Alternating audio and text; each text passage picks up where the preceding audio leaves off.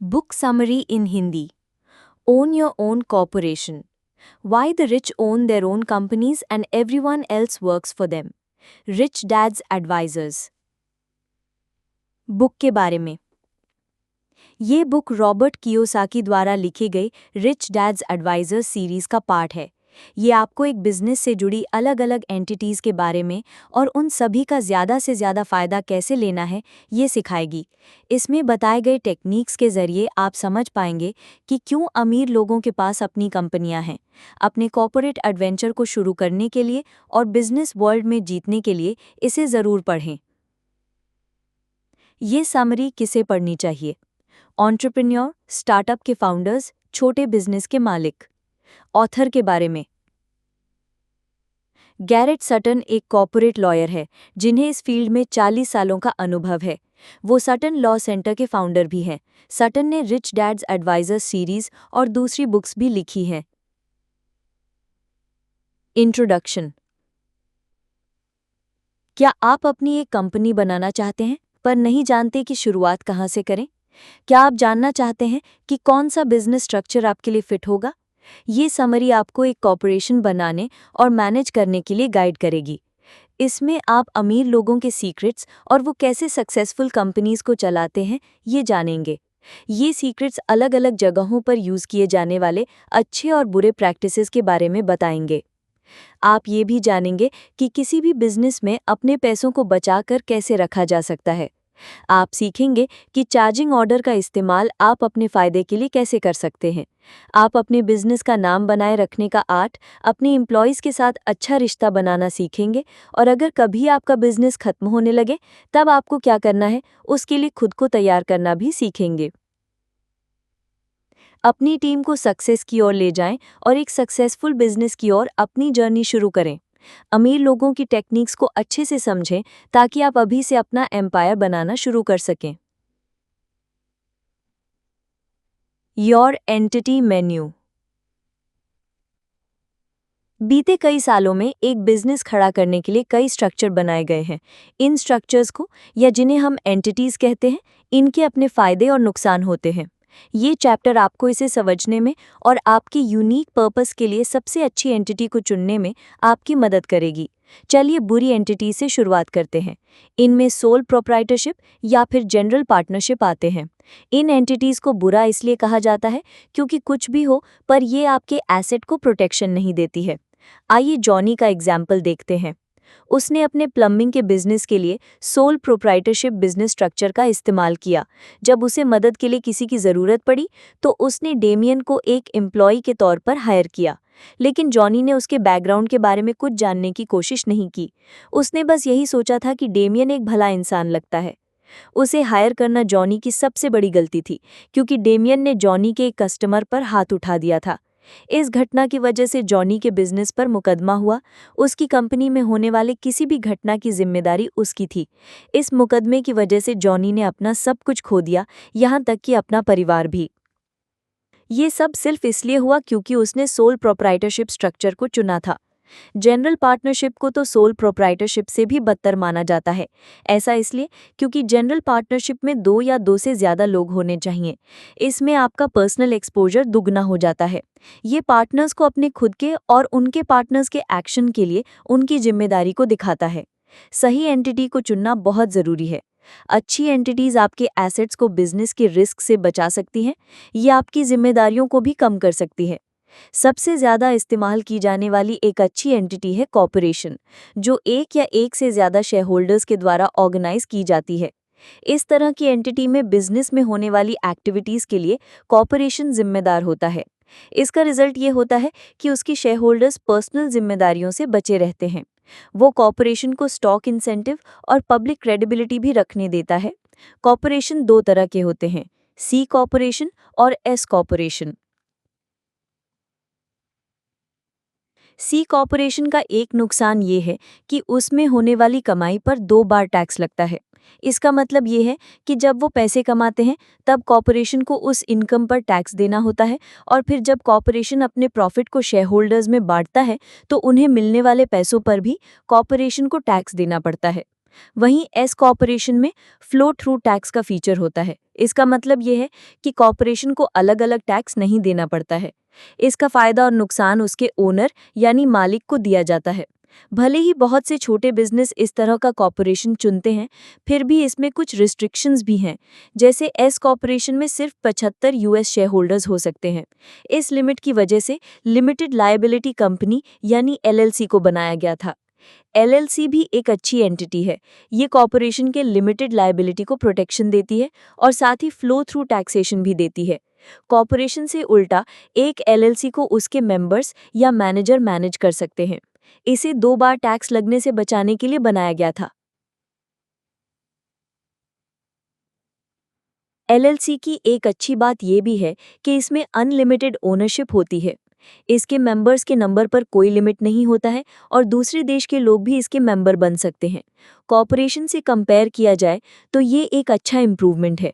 ये इसके मेंबर्स को फायदे और नुकसान को अच्छे से डिवाइड करने में मदद करता है। कॉर्पोरेशन से उल्टा इसमें ओनरशिप के परसेंटेज के हिसाब से पेमेंट दिया जाता है। आखिरी अच्छी एंटिटी है लिमिटेड पार्टनरशिप। ये जनरल पार्टनरशिप की जैसी ही होती है। इनमें फ़र्क सिर्फ इतना है कि लिमिटेड पार्टनरशिप में 2 तरह के पार्टनर होते हैं। पहला टाइप है एक जनरल पार्टनर, वो सारे काम करने का इंचार्ज होता है। इन पर ही पार्टनरशिप के डेप्ट की जिम्मेदारी होती है। अक्सर जनरल पार्टनर के रूप में कॉर्पोरेशन या एलएलसी का इस्तेमाल करके लिमिटेड पार्टनरशिप को ऑर्गेनाइज किया जाता है। दूसरा टाइप है लिमिटेड पार्टनर। उनका कैपिटल कंट्रीब्यूशन उनकी पार्टनरशिप तक लिमिटेड होता है और वो बिजनेस के ऑपरेशन में शामिल नहीं होते हैं। अपनी इन्वेस्ट किए गए रकम के अलावा वो बाकी के पार्टनरशिप के पैसों या डेप्ट के लिए पर्सनली जिम्मेदार भी नहीं होते हैं। वो मालिक बन सकते हैं पर उस एंटिटी के काम में एक्टिवली पार्टिसिपेट नहीं करते हैं। इन एंटिटीज़ के बारे में जानने से आपको अपने बिजनेस के लिए सही एंटिटी चुनने में मदद मिल सकती है। इसलिए फ्यूचर में सक्सेस को पक्का करने के लिए इस इंफॉर्मेशन के हिसाब से सोच विचार कर डिसीजंस ले। How to take maximum advantage of a corporation. हम सभी जानते हैं कि एक एंटिटी में सारे बिजनेस सिचुएशन नहीं आ सकते हैं।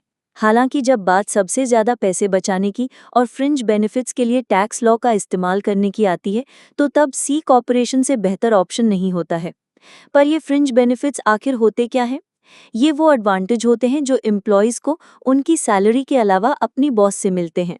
सी कॉर्पोरेशन के फायदों को दिखाने के लिए चलिए टोनी और थरेसा का केस देखते हैं।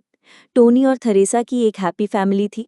टोनी लैब में टेक्नीशियन था और थरेसा अपना टाइम बच्चों को पालने में लगाती थी और पार्ट टाइम जॉब भी करती थी। दिक्कत ये थी कि टोनी की अच्छी सैलरी होने के बावजूद उन्हें पैसों की कमी होती रहती थी। इसी दिक्कत की वजह से थरेसा ने नेटवर्क मार्केटिंग का बिजनेस शुरू किया और टीएनटी इंक को बनाया। जल्दी ही उसने कॉर्पोरेशन में पैसे लगाना शुरू कर दिया। इसके अलावा उसे अपनी फैमिली के लिए फायदे मिलने शुरू हो गए।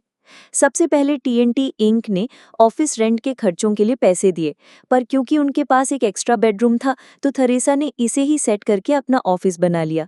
इसके अलावा उसका कॉर्पोरेशन उसके स्टार्टअप के पैसों में कटौती यानी डिडक्शन कर सकता था। कटौती में बिजनेस कार्ड प्रिंट करना, नेटवर्क मार्केटिंग प्रोग्राम में शामिल होना वगैरह आता है। इसके अलावा उसे एम्प्लॉय के खर्चे भी मिलते थे। थरेसा टीएनटी इंक से कार से आने जाने के पैसे भी लेती थी, यानी car allowance.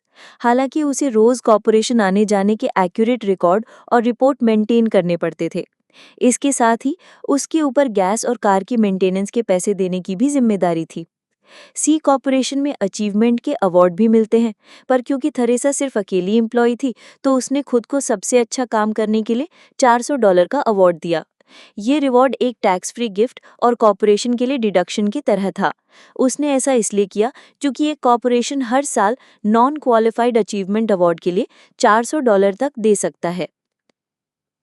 Non qualified achievement award employees को तब भी दिया जाता है जब वो इंटरनल रेवेन्यू सर्विस यानी आईआरएस के टैक्स बेनिफिट्स के क्राइटेरिया को पूरा नहीं भी करते हों।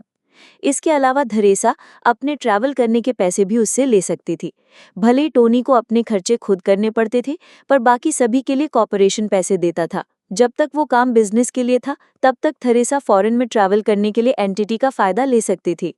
दूसरा फायदा ये था कि थेरेसा की हेल्थ इंश्योरेंस के लिए कॉर्पोरेशन पैसे देता था। वो अपने एम्प्लॉयज़ के लिए लाइफ इंश्योरेंस और डिपेंडेंट केयर सर्विसेज भी देता है, और ये सभी थेरेसा के लिए फायदेमंद थे और कॉर्पोरेशन के लिए डिडक्शन थे। रिटायरमेंट प्लान के लिए थेरेसा ने जाना कि इसके दो टाइप हैं जो वो कॉर्पोरेशन से ले सकती है। पहला टाइप है डिफाइंड कंट्रीब्यूशन प्लान, जिसमें एम्प्लॉय और उसका बॉस साथ मिलकर एम्प्लॉय की सैलरी के एक हिस्से को एक अलग अकाउंट में जमा करते हैं। इसमें रिटायरमेंट के बाद मिलने वाले फायदे इन्वेस्टमेंट की परफॉर्मेंस पर डिपेंड करते हैं और एक स्पेसिफिक लिमिट तक एम्प्लॉय के कंट्रीब्यूशन को मैच करते हैं। दूसरा टाइप है डिफाइंड बेनिफिट प्लान। जो चीज़ इसे पहले वाले से अलग बनाती है वो है कि ये प्लान रिटायर होने वालों को एक फिक्स्ड इनकम देता है। ये जानने के बाद थेरेसा ने पहले वाले को चुना क्योंकि उसे लगा कि वो ज़्यादा फ्लेक्सिबल है, और उसे ये बात भी पसंद आई कि कैसे उसका कंट्रीब्यूशन इस बात पर बेस था कि कॉर्पोरेशन कितने अच्छे से काम कर रहा है। आखिर में सी कॉर्पोरेशन को यूज करने का एक और यूनिक फायदा ये था कि उसमें टैक्स के रेट कम थे। टीएनटी इंक ने जैसे काम किया उसके रिजल्ट से टोनी और थेरेसा बहुत खुश थे।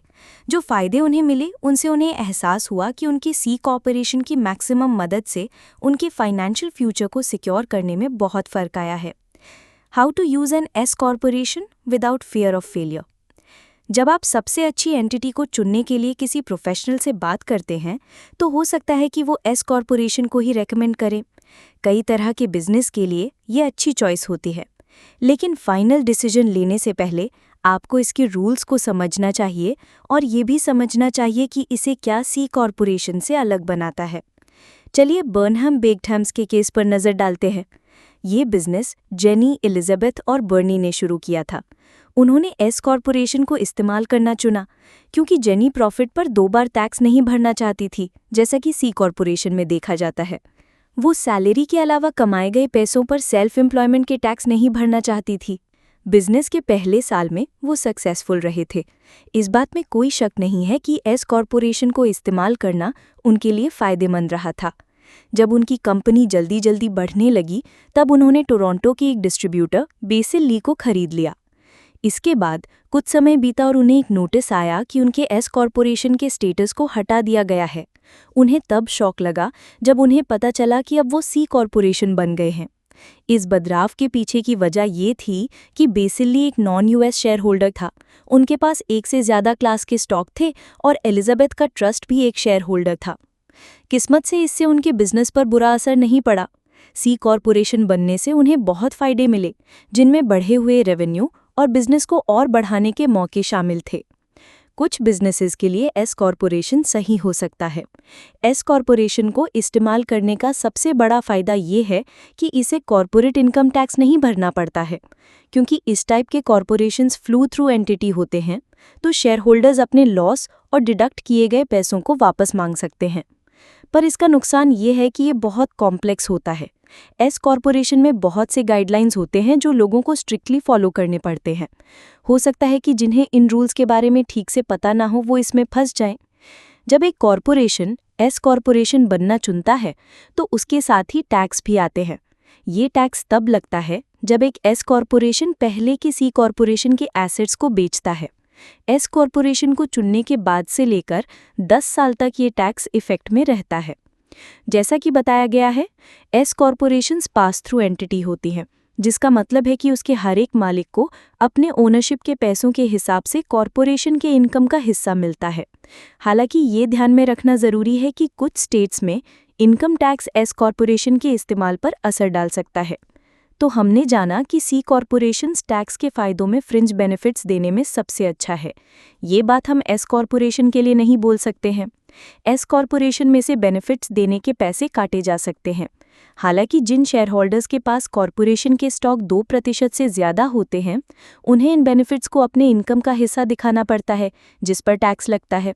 इसका रिजल्ट ये होता है कि ना एंटिटी को टैक्स में फ़ायदा मिलता है और ना ही उसके मालिकों को। एस कॉर्पोरेशन के फ़ायदे और नुकसान को समझना आपको ये जानने में मदद करेगा कि उस एंटिटी का इस्तेमाल करना आपके लिए सही है या नहीं। इसलिए अपने बिजनेस के पूरे पोटेंशियल का इस्तेमाल करने के लिए जो आपको सबसे ज़्यादा सूट करता है उसे चुनना ज़रूरी है। How a charging order works to your advantage. एक यूनिक फीचर जो limited partnerships and limited liability companies provide करती हैं वे हैं चार्जिंग ऑर्डर पोटेंशियल। इस कॉन्सेप्ट को समझने में मदद के लिए जो और उसकी फैमिली का एग्जाम्पल देखते हैं। इस एग्जाम्पल में लिमिटेड पार्टनरशिप का इस्तेमाल होगा, लेकिन ये LLC पर भी अप्लाई हो सकता है। जो का एक बिजनेस था जिसमें वो फोकलिफ्ट बेचता और रिपेयर करता था। फोकलिफ्ट, जिसे लिफ्ट ट्रक भी कहा जाता है, पावर के जरिए चलने वाला इंडस्ट्रियल ट्रक है जिसका इस्तेमाल मटेरियल को उठाने और कम दूरी तक ले जाने के लिए किया जाता है। शुरुआत में वो बिजनेस को सोल प्रोप्राइटरशिप की तरह चलाता था और उसने सक्सेसफुली इस बिजनेस को बढ़ा दिया था। इसकी वजह से उसने डिसाइड किया कि वो अपने पैसों को बचाएगा और एक नया वेंचर ढूंढेगा। जब वो अपने इस्तेमाल के लिए एंटिटी ढूंढ रहा था तब उसे लिमिटेड पार्टनरशिप सही लगा। इसके साथ ही अपने बच्चों को लिमिटेड पार्टनरशिप का इंटरेस्ट देते समय वो कंट्रोल रखना चाहता था। ऐसा करने के लिए उसने जोस मैनेजमेंट INC को शुरू किया और जोस फोकलिफ्ट LP का जनरल पार्टनर बन गया। अपने इंटरेस्ट को बचाने के लिए जो ज़्यादातर अपने पैसे अपने बेटे पॉल को ट्रांसफ़र कर देता था, जिस पर वो बहुत विश्वास करता था। जो का सपना एक स्पोर्ट्स बार बनाना भी था। सबके मना करने के बाद भी उसने रिस्क लिया और उस बिजनेस में बहुत सारा पैसा लगा दिया। इसे शुरू करने के लिए जो ने कॉरपोरेशन का इस्तेमाल किया। फिर भी बार को लॉन्च करने के लिए बैंक से लोन लेने की ज़रूरत थी। कुछ समय बाद जो को आखिरकार लोन मिल गया और उसने इसका इस्तेमाल अपने बिजनेस को बढ़ाने में किया। उसकी कोशिशों के बाद भी जो के बार वेंचर में चैलेंजेस आए और बाद में वो फेल हो गया। जब बैंक ने अपने पैसे वापस मांगे तब वे उसके लिमिटेड पार्टनरशिप इंटरेस्ट के खिलाफ चार्जिंग ऑर्डर ले आए। उन्हें तब तक इंतजार करना पड़ा जब तक जो अपने लिमिटेड पार्टनर को पैसे नहीं दे देता। उसके बाद बैंक को वो सब ले सकता था। हाउएवर, जोस मैनेजमेंट INC का CEO होने की वजह से जो डिस्ट्रीब्यूशन को रोक सकता था। इस डिसीजन के बैंक के लिए अपने पैसे को कलेक्ट करना मुश्किल कर दिया और बैंक इसके बारे में कुछ नहीं कर सकता था। बाद में जो ने बैंक के पैसे वापस देकर इस दिक्कत को खत्म कर दिया। जब एक जजमेंट क्रेडिटर चार्जिंग ऑर्डर लेकर पैसे वापस लेना चाहता है तो उसे कुछ स्टेप्स फॉलो करने पड़ते हैं। इन स्टेप्स में लिमिटेड पार्टनर के खिलाफ एक जजमेंट लाना, कोर्ट से चार्जिंग ऑर्डर लेना, लिमिटेड पार्टनर्स के इंटरेस्ट को रोकने के लिए अप्लाई करना और डिस्ट्रीब्यूशन को जमा करने के लिए किसी को अपॉइंट करना जैसे स्टेप्स शामिल हैं। इतने सारे प्रोसीजर की वजह से कई बार लोग बात करके चीज़ों को सेटल करने की कोशिश करते हैं। बैंक को दिया गया चार्जिंग ऑर्डर सही है या नहीं, इस बात पर बहस होती रहती है। क्योंकि उन्होंने लोन दिया होता है और उनके पास जजमेंट होता है, इसलिए कुछ लोगों का कहना है कि उनके पास उसे वापस लेने का हक है। इस चीज़ में 3 दिक्कतें आती हैं। पहली ये कि कोर्ट ने लिमिटेड पार्टनर्स के फेवर में और पार्टनरशिप बिजनेस में रुकावट आने से बचाने के लिए रूल बनाए हुए हैं। हालांकि ये तभी अप्लाई होता है जब लिमिटेड पार्टनर्स कर्ज में ना हों। दूसरा, जो के केस में बैंक के लिए ज़्यादा समझदारी का काम ये होता कि वो लोन देने से पहले जो के फाइनेंशियल कंडीशन को अच्छे से चेक करते। अगर वो ऐसा करते तो उन्हें पता चल जाता कि उसका ज़्यादातर पैसा लिमिटेड पार्टनरशिप से आता है, जिससे पैसा वापस लेना मुश्किल होगा। आखिरी बात, चार्जिंग ऑर्डर लेजिटिमेट क्रेडिटर्स को नुकसान पहुंचाने के बजाय बेकार के लीगल झगड़ों को कम करने के फेवर में है। हाँ, बहुत से अच्छे लॉयर्स हैं, पर कई करप्ट लॉयर्स भी हैं। इस वजह से अपने पैसों को जितना हो सके उतना बचाकर रखना बहुत ज़रूरी है, खासकर तब जब सिस्टम ज़्यादा पैसे वाले लोगों को टारगेट करने के लिए लॉयर्स को लाता है। लिमिटेड पार्टनरशिप या लिमिटेड लायबिलिटी कंपनी की इंटरेस्ट का इस्तेमाल करना एसेट्स को प्रोटेक्ट करने का सबसे अच्छा तरीका है। करप्ट लॉयर्स इन एंटिटीज़ में प्रोटेक्टेड एसेट्स का केस लेने से पहले 2 बार सोचते हैं। Protect your entity name. अपनी एंटिटी के लिए सही नाम चुनना बिजनेस को बनाते वक्त आमतौर पर नज़रअंदाज कर दिया जाता है। वैसे भी नाम में क्या रखा है?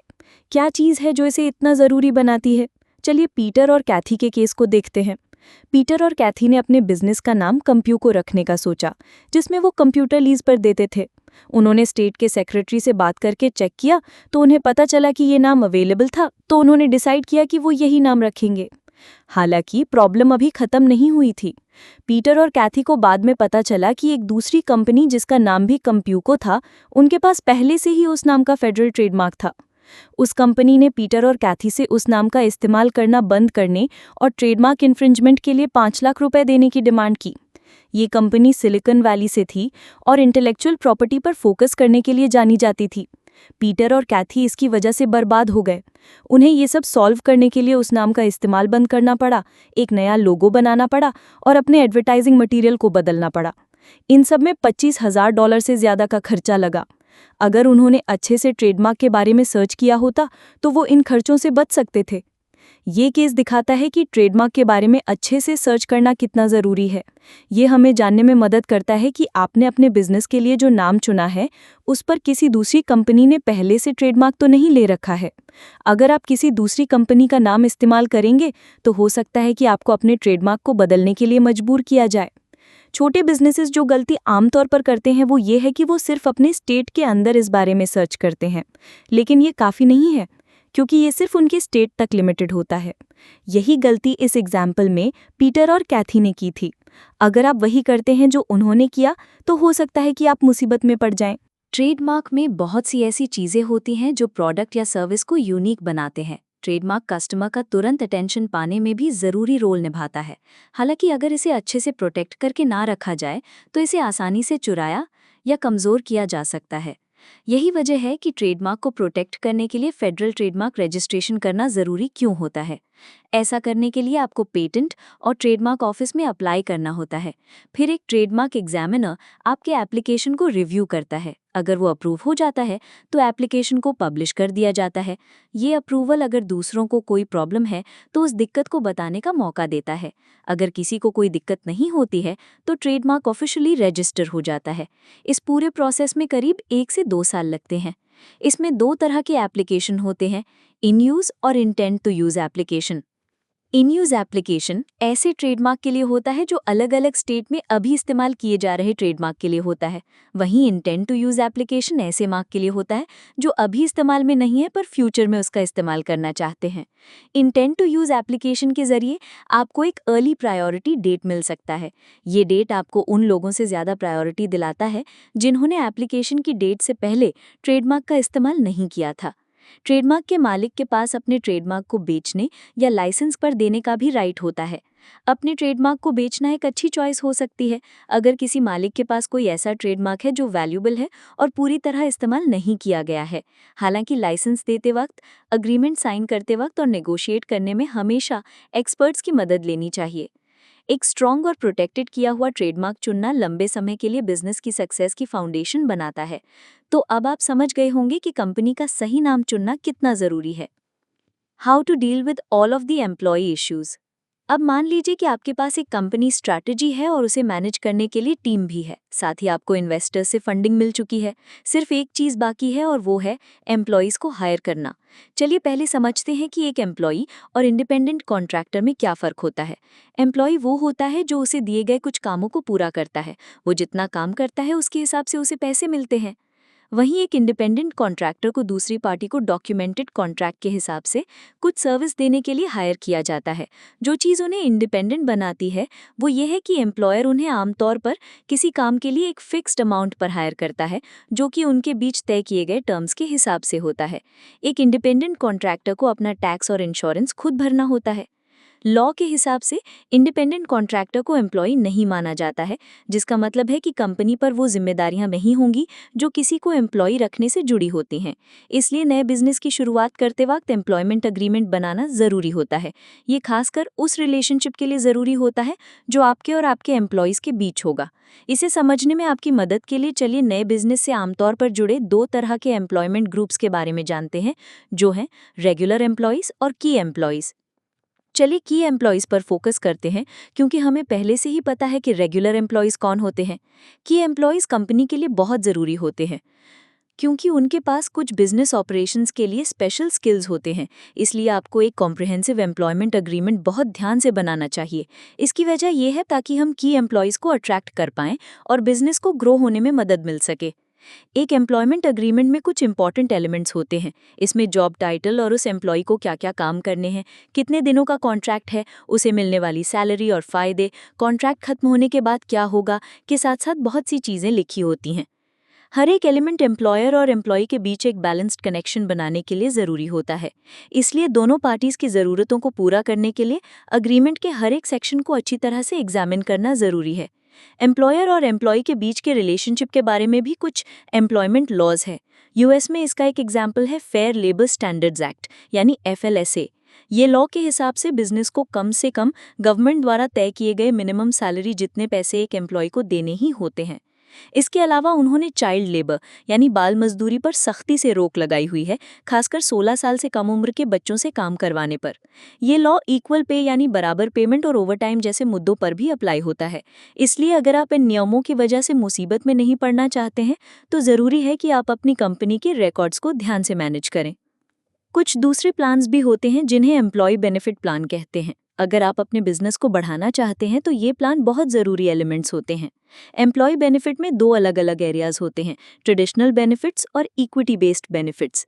ट्रेडिशनल बेनिफिट्स आमतौर पर मेडिकल और हेल्थ से जुड़े होते हैं। इन बेनिफिट्स में health insurance plan, retirement plan, pension plan और भी बहुत कुछ आता है। यूएस का सेक्शन 401(k) ट्रेडिशनल बेनिफिट का एक एग्जाम्पल है। ये प्लान एम्प्लॉयज़ को अपने कॉन्ट्रीब्यूशन पर देर से टैक्स देने में मदद करता है और कंपनी के कॉन्ट्रीब्यूशन को कैश की तरह लेने या उसे रिटायरमेंट प्लान में डालने का ऑप्शन देता है। वहीं इक्विटी बेस्ड बेनिफिट्स आमतौर पर वो इंसेंटिव होते हैं जिन्हें इक्विटी या कंपनी की ओनरशिप की तरह दिया जाता है। ये एम्प्लॉयज़ को कंपनी के फाइनेंशियल सक्सेस को शेयर करने में मदद करता है। इसका एक एग्जाम्पल है स्टॉक परचेज प्लान। ये प्लान एम्प्लॉयज़ को डिस्काउंट में कंपनी के शेयर खरीदने में मदद करता है और ये परफॉर्मेंस और पार्टिसिपेशन में लिंक बनाए रखते हैं। जब आप एंटरप्रेन्योर बनने की जर्नी शुरू करते हैं तब याद रखें कि एम्प्लॉयज़ के साथ अच्छा रिलेशनशिप बनाना सक्सेस पाने का एक रास्ता है। इसलिए एम्प्लॉयमेंट एग्रीमेंट को ठीक से हैंडल करें, अपने अंदर मोटिवेशन लेकर आएं और फिर अपने बिजनेस को ग्रो करता हुआ देखें। What happens at the end? एक बिजनेस शुरू करते वक्त हम एक्साइटेड फील करते हैं। ऐसा इसलिए होता है क्योंकि कुछ नया शुरू होने वाला होता है, लेकिन हम इस बारे में नहीं सोचते कि जब बिजनेस खत्म होगा तब क्या होगा। चलिए एक लिमिटेड पार्टनरशिप से ये बात शुरू करते हैं। आमतौर पर इसके लिए एक अच्छे से ड्राफ्ट किए हुए पार्टनरशिप एग्रीमेंट की ज़रूरत होती है, जिसमें बिजनेस को बंद करने के कंडीशंस भी होते हैं। डिसोल्यूशन या फिर जिसे किसी बिजनेस का ऑफिशियली बंद होना कहते हैं, इसके होने की कई वजह होती हैं। इसका एक एग्जाम्पल है जब कोई जनरल पार्टनर कंपनी को छोड़ दे। वहीं वाइंडिंग अप का भी प्रोसेस होता है जिसमें लिक्विडेशन आता है। डिसोल्यूशन की तरह ही ये प्रोसेस तब होता है जब एक बिजनेस बंद होने वाला होता है। लिक्विडेशन के दौरान बिजनेस को बंद करने से पहले अपने कर्जे चुकाने के लिए कंपनी अपने एसेट्स को बेचती है। लेकिन बिजनेस को बंद करने के पहले कोई भी डेफिसिट या घाटा हो तो उसका ध्यान रखना जरूरी है। कोई डेफिसिट तब होता है जब कोई लायबिलिटी कंपनी के एसेट से ज्यादा होती है, पर क्योंकि लिमिटेड पार्टनर्स बिजनेस की लायबिलिटी से बचे हुए होते हैं, इसलिए उन्हें डेफिसिट्स को भरने के लिए पैसे नहीं देने पड़ते हैं। लिमिटेड लायबिलिटी कंपनीज पर भी इन रूल से असर पड़ता है। बस कुछ मामूली फर्क है। इसमें डिसोल्यूशन के लिए एलएलसी के ज़्यादातर मेंबर्स के अप्रूवल की ज़रूरत होती है। ये लिमिटेड पार्टनरशिप की तरह नहीं होता, जहां वो बस जनरल पार्टनर पर डिपेंड करता है। आमतौर पर एलएलसी का वाइंडिंग प्रोसेस उसके मैनेजिंग मेंबर्स करते हैं। कुछ केसेस में ये बाकी के मेंबर्स द्वारा किया जाता है। लिमिटेड पार्टनरशिप्स की तरह ही इसमें भी लिक्विडेशन होता है, पर जो चीज़ इसे अलग बनाती है वो है कि ये कर्ज चुकाते वक्त पहले अपने क्रेडिटर्स को पे करते हैं और उसके बाद अपने मेंबर्स को। आखिर में एलएलसी में डेफिसिट्स की भरपाई करने के लिए मेंबर्स को आमतौर पर ज़्यादा पैसे नहीं देने पड़ते हैं। हालांकि कुछ रूल्स ऐसे भी हो सकते हैं जो कंपनी के दूसरे मेंबर से कंपनसेशन लेना अलाउ करते हैं। कॉर्पोरेशन में शेयर होल्डर्स होते हैं। डिसोल्यूशन का प्रोसेस शुरू होने से पहले बोर्ड ऑफ डायरेक्टर्स के साथ साथ उनका अप्रूवल लेना भी ज़रूरी होता है। फिर वो सारे खर्चे और बचे हुए कर्जों को चुकाते हैं। एलएलसी की तरह ही ये डेट को प्रायोरिटी के हिसाब से चुकाते हैं। लेकिन ये ध्यान रखना ज़रूरी है कि इस प्रोसेस से गुजरते वक्त बहुत सावधान रहना चाहिए। अगर आप क्रेडिटर से पहले शेयर होल्डर्स को पैसे दे देंगे तो हो सकता है कि कंपनी में हुए डिस्ट्रीब्यूशन की जिम्मेदारी सिर्फ आप पर आ जाए। ऐसी सिचुएशन का सामना करने से आपको बचना चाहिए। एक कॉर्पोरेशन में इनवॉलंटरी डिसोल्यूशन नाम की भी एक चीज़ होती है। इनवॉलंटरी डिसोल्यूशन तब होता है जब कुछ शेयर होल्डर्स साथ में इसके लिए अप्लाई करते हैं। वो शेयर होल्डर्स कंपनी में हो रही चीज़ों को देखने के लिए एक रिसीवर की मदद लेते हैं, पर रिसीवर को किसी भी कीमत पर नहीं रखना चाहिए। इसका नतीजा कंपनी पर कंट्रोल खत्म होना और ऑब्जेक्टिविटी की पोटेंशियल कमी हो सकता है। अगर ये सभी चीज़ें आपको कंपनी को डिसॉल्व करने के लिए करनी पड़ती हैं तो आप फिर ऐसा क्यों करना चाहेंगे? अगर आप ऐसा ना करें तो ज़्यादा अच्छा होगा। इसकी वजह यह है कि जो मुकदमे कॉर्पोरेशन पर हो सकते हैं वो उसकी डिसोल्यूशन के बाद उसके मालिक के ऊपर चले जाते हैं। ऐसे रिस्क को अवॉइड करने के लिए बेहतर होगा कि आप कॉर्पोरेशन को बनाए रखें। ऐसा करने से ये आपको लायबिलिटी प्रोटेक्शन देता रहेगा। कंक्लूजन: सबसे पहले आपने बिजनेस की दुनिया के अलग अलग एंटिटीज के बारे में जाना। सोल प्रोप्राइटरशिप और जनरल पार्टनरशिप बुरी एंटिटीज होती हैं, वहीं कॉर्पोरेशन, लिमिटेड लायबिलिटी कंपनी और लिमिटेड पार्टनरशिप अच्छी एंटिटीज में आते हैं। इन सभी को समझने से आपको ये डिसाइड करने में मदद मिलेगी कि आपके बिजनेस के लिए सबसे अच्छा कौन सा है। दूसरा, आपको सी कॉर्पोरेशन से मिलने वाले कई फायदों के बारे में पता चला। जब फ्रेंच बेनिफिट्स देने की बात आती है तब ये एंटिटी सबसे अच्छी होती है। ये आपको आपके ऑफिस का रेंट, कार से आने जाने के खर्चे, ट्रैवल करने के खर्चे, हेल्थ इंश्योरेंस, रिटायरमेंट प्लान और भी बहुत चीज़ों के पैसे देने में मदद करती है। जब आप फ्यूचर में सी कॉर्पोरेशन रखने का प्लान करें तो इन बेनिफिट्स को ध्यान में रखें ताकि आप इनका ज़्यादा से ज़्यादा फायदा उठा सकें। तीसरा, आपने एस कॉर्पोरेशन के बारे में जाना। बहुत से लोगों को लगता है कि ये एक नए बिजनेस के लिए सबसे अच्छी एंटिटी होती है। हालांकि इसके कुछ फायदे हैं, जैसे कि कॉर्पोरेट इनकम टैक्स से बचाव, पर इसके साथ कुछ गाइडलाइंस भी आती है जिन्हें सख्ती से फॉलो करना पड़ता है। इन्हें समझने से आपको ये तय करने में मदद मिलेगी कि क्या आप एस कॉर्पोरेशन में आने वाले चैलेंजेस का सामना करने के लिए तैयार हैं या नहीं। चौथा, आपने चार्जिंग ऑर्डर के बारे में जाना। यह आमतौर पर लिमिटेड पार्टनरशिप और लिमिटेड लायबिलिटी कंपनी में होता है। एक चार्जिंग ऑर्डर क्रेडिटर को डेटर के द्वारा किए गए डिस्ट्रीब्यूशन को रिसीव करने में मदद करता है। अगर आप बिजनेस के मालिक हैं तो आप डिस्ट्रीब्यूशन को रोककर इसका फायदा उठा सकते हैं ताकि क्रेडिटर एंटिटी के पैसे में से आपका शेयर ना ले पाए। पांचवा, आपने सीखा कि अपनी एंटिटी का नाम प्रोटेक्ट करके रखना कितना जरूरी है। आपकी एंटिटी का नाम आपका ट्रेडमार्क है जो आपके बिजनेस को दूसरों से अलग बनाता है। ये आपके कस्टमर्स के अटेंशन को पाने वाली पहली चीज भी होती है। छठा, आपने जाना कि एम्प्लॉय से जुड़े इश्यूज से कैसे डील करना है। जब आप बिजनेस शुरू करते हैं तो अपने एम्प्लॉयज के साथ स्ट्रॉन्ग रिलेशनशिप बनाना बहुत जरूरी है। आप ये कॉम्प्रिहेंसिव एम्प्लॉयमेंट अग्रीमेंट बनाकर, एम्प्लॉयर और एम्प्लॉय के रिलेशनशिप के लॉ को समझकर और एम्प्लॉय बेनिफिट प्लान बनाकर कर सकते हैं। ऐसा करने से आप अपने बिजनेस को ग्रो करने में मदद कर सकते हैं।